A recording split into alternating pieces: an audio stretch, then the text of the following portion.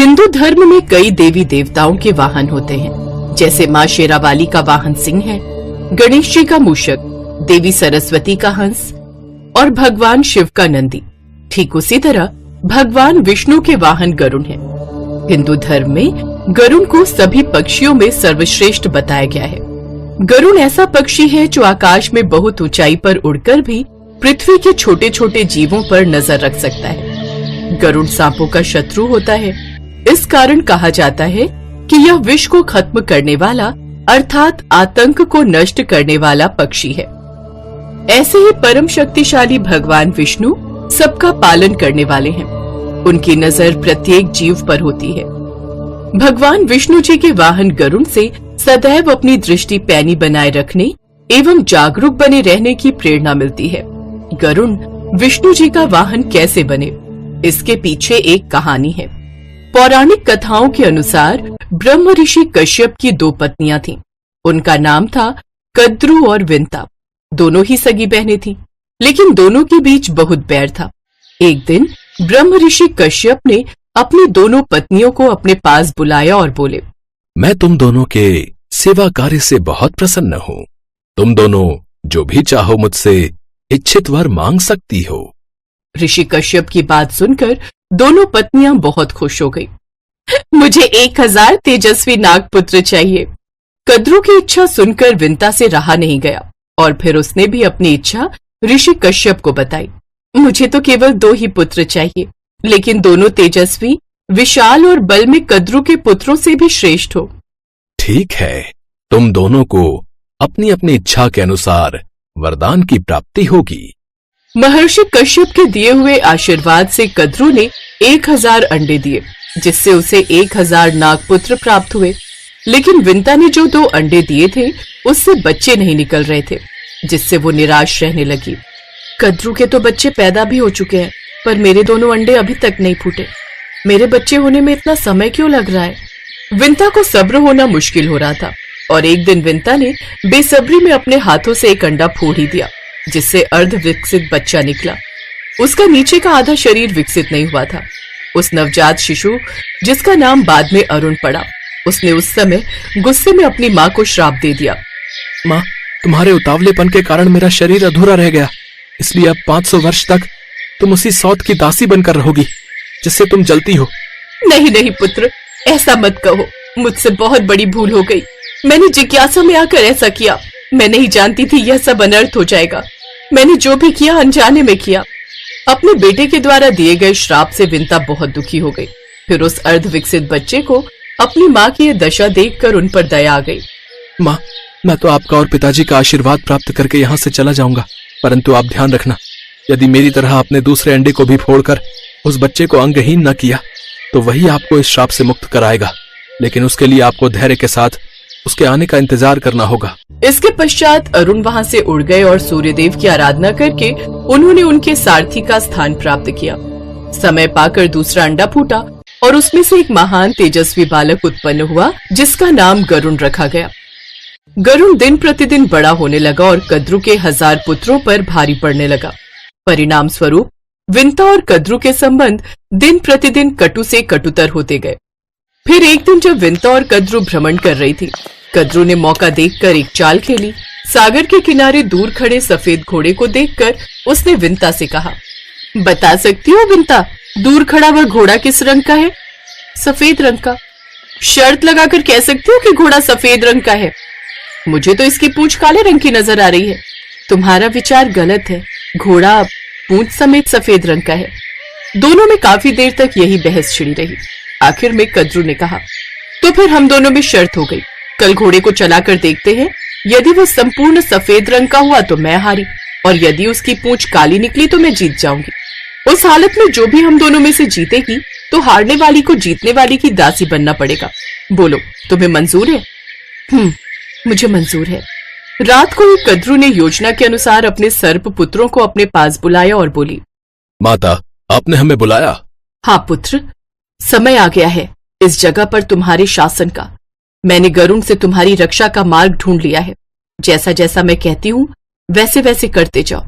आज्ञा दीजिए माता, हमें क्या करना होगा? पुत्र, आज रात को तुम सब उस सफेद घोड़े की पूंछ से जाकर लिपट जाना, ताकि सुबह जब विंता देखे तो उसे घोड़े की पूंछ काली नजर आए। जैसा आपने कहा है माता, वैसा ही होगा। योजनानुसार सभी नाग उस सफेद घोड़े की पूंछ से जाकर लिपट गए। परिणाम स्वरूप सुबह जब कद्रू ने विंता को घोड़े की पूंछ काले रंग की दिखाई तो विंता हैरान रह गई। ऐसा कैसे हो गया? कल तो इसकी पूंछ भी सफेद थी। खूब तसल्ली से देख लो, घोड़े की पूंछ आरंभ से ही काली है। शर्त के अनुसार तुम हार चुकी हो, इसीलिए अब तुम्हें मेरी दासी बनकर रहना पड़ेगा। विवशता पूर्वक विंता को कद्रू की दासता स्वीकार करनी पड़ी। माता को उदास देखकर गरुड़ ने विंता से पूछा, क्या ऐसा कोई उपाय नहीं है जिससे आप उनकी दासता से मुक्त हो जाओ? पुत्र, तुम्हारे बड़े भाई द्वारा दिए गए श्राप से केवल तुम ही मुझे मुक्त कर सकते हो। तुम्हें कद्रू के पास जाकर इस श्राप को मुक्त करने का उपाय पूछना होगा कि आखिर वो क्या चाहती है जिससे मैं उसकी दासता की सजा से मुक्त हो जाऊं। यदि कद्रू प्रसन्न हो गई तो वो मुझे दासता से मुक्त कर देगी। गरुड़ को जब सारी बात पता चली तो गरुड़ कद्रू के पास पहुंचा और अपनी माता को श्राप मुक्त करने के लिए उनसे आग्रह करने लगा। क्या ऐसा नहीं हो सकता कि आप मेरी माता को अपनी दासता से मुक्त कर दें? हो सकता है, यदि तुम मेरे पुत्रों को अमृत लाकर दे दो। यह सुनकर गरुड़ सोच में पड़ गया। कद्रू की योजना काम कर गई। वह तो यही चाहती थी कि अमृत पीकर उसके सभी बच्चे अमर हो जाएं और गरुड़ उनका कुछ न बिगाड़ पाए। माता, मुझे अमृत कहाँ मिलेगा जिसे लाकर मैं तुम्हें दासी जीवन से मुक्त कर सकूं? पुत्र, अमृत का पता तो तुम्हारे पिता ही बता सकते हैं। तुम उन्हीं के पास जाओ, वे तुम्हारी सहायता अवश्य करेंगे। कश्यप ऋषि वन में तपस्या के लिए गए हुए थे। गरुड़ महर्षि कश्यप के पास पहुंचा। वे अपने पुत्र को देखकर बहुत प्रसन्न हुए। पिताश्री, मैं अमृत लाकर अपनी माता को दासता से मुक्ति दिलाना चाहता हूँ। कृपया मुझे बताइए कि अमृत कहाँ मिलेगा? पुत्र, देवराज इंद्र ने अमृत की सुरक्षा के लिए बहुत व्यापक प्रबंध कर रखा है। वहां तक पहुंचना अत्यंत कठिन है। पिताश्री, देवराज इंद्र ने कितने ही कड़े सुरक्षा प्रबंध क्यों ना कर रखे हों, मगर मैं अमृत ले आऊंगा। आप मुझे सिर्फ उस स्थान का पता बता दीजिए। अपने पुत्र के साहस को देखकर महर्षि कश्यप बहुत खुश होते हैं और वो अपने पुत्र को इंद्र का पता बता देते हैं। उधर देवलोक में ये बात फैल गई थी कि कश्यप ऋषि और विंता का अजय पुत्र पक्षीराज गरुड़ अमृत को लेने देवलोक आ रहा है। देवों ने अमृत के चारों ओर घेरेबंदी कर दी। अब युद्ध छिड़ गया। गरुड़ सब देवताओं पर भारी पड़ रहे थे। अंततः गरुड़ ने सबको हराकर धराशायी कर दिया और उन्होंने अमृत का घड़ा उठाया और घर की ओर उड़ चले। भगवान विष्णु ये सब देख रहे थे। उन्होंने देखा कि गरुड़ के हाथ में अमृत घट है, लेकिन उसने अमृत को हाथ भी नहीं लगाया, जबकि अमृत के लोभ से तो देवता भी नहीं बच पाते। वे बड़े प्रसन्न हुए। नारायण, आपके दर्शन हो गए, मैं धन्य हो गया। हे गरुड़, मैं तुम्हारी सत्यनिष्ठा, साहस और दृढ़ निश्चय से अति प्रसन्न हूँ। मांगो, तुम मुझसे क्या मांगते हो? हे प्रभु, यदि आप मुझसे प्रसन्न हैं, तो मुझे अपने से ऊपर स्थान दीजिए और मैं अजर अमर हो जाऊं। ऐसा ही होगा। गरुड़ के अच्छे आचरण को देखकर भगवान विष्णु ने उन्हें मनचाहा वर प्रदान किया। उन्होंने गरुड़ को अपने ध्वज के ऊपर स्थान दिया और गरुड़ अमर हो गए। प्रभु, आपने मुझे ये वरदान देकर सदा सदा के लिए मुझे अपना बना लिया। मैं भी वचन देता हूँ कि अब से मैं सदैव आपका वाहन बनकर आपकी सेवा करूंगा। गरुड़ की भक्ति को देखकर विष्णु जी मुस्कुरा देते हैं और उसके पश्चात गरुड़ सदा के लिए भगवान विष्णु के वाहन बन जाते हैं। इसके बाद गरुड़ ने अमृत को जाकर नागों को सौंपना था। वे आगे बढ़े तो इंद्र ने देखा कि वे गरुड़ से तो जीत नहीं सकते, तो उन्होंने गरुड़ से मित्रता की इच्छा जताई। हे गरुड़, तुम जिन्हें अमृत दोगे वो इसे पीकर अमर हो जाएंगे और हमारे दुश्मन बने रहेंगे, अतः इसे लौटा दो। मैं अभी तो वचन के अनुसार इसे नागों को देने जा रहा हूँ, लेकिन उन्हें देने के पश्चात इसे वापस लेने में तुम्हारी सहायता अवश्य करूंगा, क्योंकि ये कलश देने के पश्चात ही मेरी माँ श्राप से मुक्त हो पाएंगी और उन्हें दासता से मुक्ति मिलेगी। इंद्र बड़े ही प्रसन्न हुए। पक्षीराज गरुड़ ने उनसे वर मांगा कि आज से सर्प मेरे भोजन हो। गरुड़ नागों के पास पहुंचे। नागों ने अमृत लेकर विंता को दासता से मुक्त कर दिया। गरुड़ ने चाल खेली और नागों को कहा कि वे स्नान आदि करने के पश्चात ही इस अमृत को ग्रहण करें, तभी उन्हें उसका उचित फल प्राप्त होगा। गरुड़ के कहने पर नाग स्नान आदि के लिए चले गए। ताकि शुद्ध होकर अमृत का पान कर सके। इसी बीच मौका देखकर गरुण की सलाह के अनुसार इंद्र आए और अमृत का कलश उठाकर उड़ गए। गरुण के साहस भरे प्रयास के कारण उनकी माता को श्राप से मुक्ति भी मिल गई और अमृत भी सुरक्षित रहा। साथ ही विष्णु भगवान का आशीर्वाद भी गरुण देव को प्राप्त हो गया और वह सदा सदा के लिए उनका वाहन बनकर उनकी सेवा करने लगे।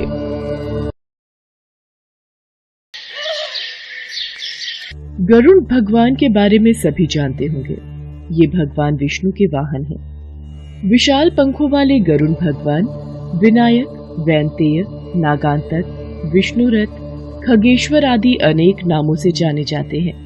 विशालकाय पक्षी गरुण इतने शक्तिशाली हैं कि वो अपनी चोंच में हाथी को भी उठाकर उड़ सकते हैं। कहा जाता है कि गरुण देव इतने शक्तिशाली हैं कि एक जगह से दूसरी जगह कोसों दूर तक पलक झपकते ही पहुंच सकते हैं। पर एक बार कुछ ऐसा हुआ कि गरुड़ पक्षी की आंखों में आंसू आ गए। पौराणिक कथाओं के अनुसार एक बार गरुड़ पक्षी और सुदर्शन चक्र के बीच में श्रेष्ठता को लेकर विवाद उत्पन्न हो गया। गरुड़ देव बोले, मैं सबसे तेज उड़ने वाला हूँ, मेरा मुकाबला कोई नहीं कर सकता। इसीलिए भगवान विष्णु ने मुझे अपना वाहन बनाया है। मैं अपने विशालकाय शरीर और बड़े बड़े पंखों से कोसों की दूरी पलक झपकते ही तय कर सकता हूँ। तुम मुझसे श्रेष्ठ नहीं हो सकते हो, तुमसे शक्तिशाली तो मैं हूँ। मैं भगवान विष्णु का शस्त्र हूँ। उनकी आज्ञा से मैंने युद्ध में अनेकों राक्षसों का संहार किया है। यही नहीं, मैंने एक बार इंद्रदेव के वज्र को भी निष्क्रिय कर दिया था। बस इतना ही। पर मेरी शक्तियों के बारे में जब आप सुनेंगे तो दंग रह जाएंगे। मैंने प्रभु श्री राम और लक्ष्मण को बचाया था। जब एक बार प्रभु श्री राम और लक्ष्मण रावण के पुत्र मेघनाद से युद्ध के दौरान नागपाश में बंध गए थे, तब मैंने ही उनके प्राण बचाए थे। देव, नर, किन्नर, किसी में भी इतना सामर्थ्य नहीं था कि वो प्रभु श्री राम और लक्ष्मण को नागपाश से मुक्त कर सके। गरुड़ देव और सुदर्शन चक्र में बहस का सिलसिला चलता रहा, पर कोई निष्कर्ष नहीं निकला। एक दिन भगवान श्री कृष्ण द्वारका नगरी में पत्नी सत्यभामा के साथ सिंहासन पर विराजमान थे। गरुड़ देव और सुदर्शन चक्र भी उनकी सेवा में वहीं विराजमान थे। बातों ही बातों में रानी सत्यभामा ने व्यंग करते हुए भगवान श्री कृष्ण से पूछा, हे प्रभु, त्रेता युग में आपने भगवान श्री राम के रूप में अवतार लिया था, तब सीता आपकी पत्नी थी, क्या वे मुझसे अधिक सुंदर थी? देवी सत्यभामा, मैं जानता हूँ आप मुझे चुटकी देने का मौका ढूंढती रहती हैं, जबकि आप सर्व सत्य जानती हैं। आप भी तो त्रेता युग में मेरे साथ थीं। आपकी सुंदरता तब भी मुझे अति प्रिय थी और आज भी अति प्रिय है। प्रभु, मेरा भी एक प्रश्न है, क्या दुनिया में मेरे समान तेज गति से कोई दौड़ सकता है? इसी बीच सुदर्शन चक्र से भी नहीं रहा गया और वो बोले, भगवान, मैंने बड़े बड़े असुरों का संहार किया है और आपको युद्ध में जीत दिलाई है। क्या मुझसे भी शक्तिशाली संसार में कोई है? लगता है इन दोनों में अभिमान आ गया है, पर इन दोनों का अहंकार कैसे दूर किया जा सकता है, ये मुझे सोचना होगा। हाँ, ये उचित रहेगा। मुझे पता है इन दोनों का अहंकार कैसे नष्ट किया जा सकता है। हे गरुड़, तुम हनुमान के पास जाओ और उन्हें कहना भगवान श्री राम माता सीता के साथ उनकी प्रतीक्षा कर रहे हैं। जो आज्ञा प्रभु, मैं अभी हनुमान जी को लेकर आपके समक्ष उपस्थित होता हूँ। हे सुदर्शन चक्र, तुम महल के प्रवेश द्वार पर पहरा दो और याद रहे, मेरी आज्ञा के बिना कोई भी भीतर न आने पाए। जो आज्ञा भगवान। श्री कृष्ण की आज्ञा पाकर गरुड़ देव हनुमान जी को लेने चले गए और सुदर्शन चक्र महल के प्रवेश द्वार पर पहरा देने के लिए तैनात हो गए। सुदर्शन चक्र ने किसी को भी भगवान श्री कृष्ण से मिलने की आज्ञा नहीं दी। भगवान श्री कृष्ण ने स्वयं प्रभु श्री राम का रूप बना लिया और रानी सत्यभामा को सीता के रूप में तैयार होने के लिए कहा। गरुड़ देव हनुमान जी को लेने पहुँचते हैं। जय श्री राम, जय श्री राम। हे वानर श्रेष्ठ, भगवान राम और सीता द्वारका नगरी में पधारे हैं और आपकी प्रतीक्षा कर रहे हैं। उन्होंने मुझे आपको बुलाकर लाने की आज्ञा दी है, अतः आप मेरे साथ चलिए। मैं आपको अपनी पीठ पर बैठाकर शीघ्र ही वहाँ पहुँचा दूंगा। वैसे भी आप बूढ़े हो गए हो तो अति शीघ्र वहाँ नहीं पहुँच पाओगे। बंधु, आप चलिए, मैं आता हूँ।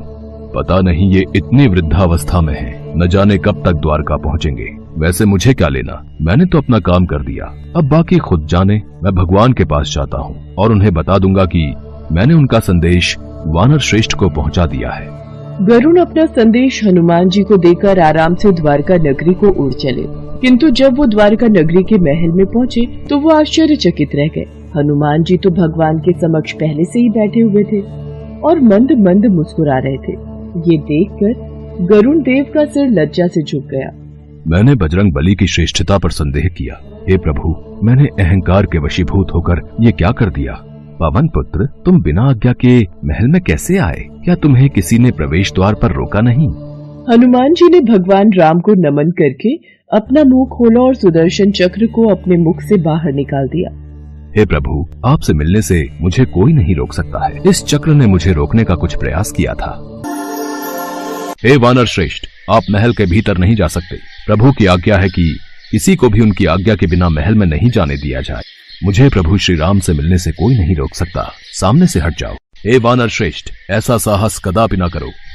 तुम शायद मेरी शक्तियों से परिचित नहीं हो। मैं सुदर्शन चक्र हूँ। मैंने बड़े बड़े अनेकों राक्षसों का वध किया है। मेरी आपसे विनती है कि मुझे प्रभु श्री राम से मिलने दिया जाए। नहीं, तुम इस महल में मेरे होते हुए प्रवेश नहीं कर सकते हो। भलाई इसी में है कि तुम ये जिद छोड़ दो। हनुमान जी सुदर्शन चक्र की बात नहीं मानते और वे महल की ओर बढ़ते हैं। सुदर्शन चक्र हनुमान जी को रोकने के लिए आगे बढ़ता है। सुदर्शन चक्र और हनुमान जी के बीच युद्ध होने लगता है। सुदर्शन चक्र हनुमान जी से कहता है, हे वानर श्रेष्ठ, अभी भी वक्त है, लौट जाओ। तुम अपने कदम पीछे हटा लो। तुम व्यर्थ ही अपना समय नष्ट कर रहे हो। मुझे शीघ्र ही प्रभु श्री राम और माता सीता के दर्शन करने हैं। मुझे उनके पास पहुंचना है। वो मेरी प्रतीक्षा कर रहे हैं। तभी हनुमान जी ने अपना मुंह खोल दिया और सुदर्शन चक्र उसमें समा गया। हनुमान जी ने अपना मुंह बंद कर लिया।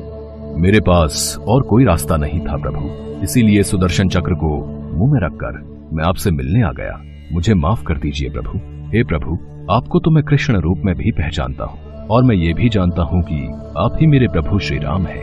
आज आपका ये लीला रचाने का कारण क्या है? जब भक्त अपनी शक्तियों का अहंकार करने लगे तो उन्हें सही राह दिखाने के लिए ऐसी लीला रचनी ही पड़ती है। गरुण और सुदर्शन चक्र की आंखों से आंसू बह गए और वो भगवान के चरणों में झुक गए। प्रभु की लीला अपरंपार है। जय श्री राम, जय श्री राम, जय श्री राम।